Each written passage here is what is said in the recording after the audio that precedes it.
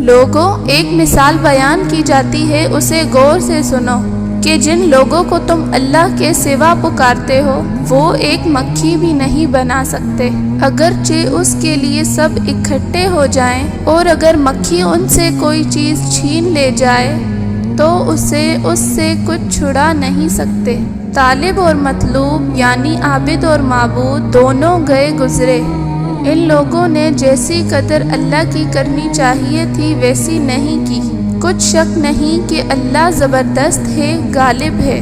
اللہ فرشتوں میں سے پیغام پہنچانے والے منتخب کر لیتا ہے اور انسانوں میں سے بھی۔ بے شک اللہ سننے والا ہے، دیکھنے والا ہے۔ جو ان کے آگے ہے اور جو ان کے پیچھے ہے وہ اس سے واقف ہے، اور سب کاموں کا رجوع اللہ ہی کی طرف ہے۔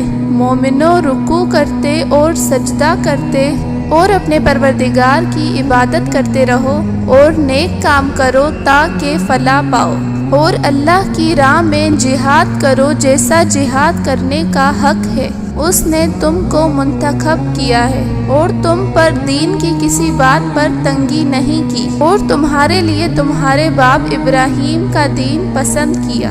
اسی اللہ نے پہلے یعنی پہلی کتابوں میں تمہارا نام مسلم رکھا تھا، اور اس کتاب میں بھی وہی نام رکھا ہے۔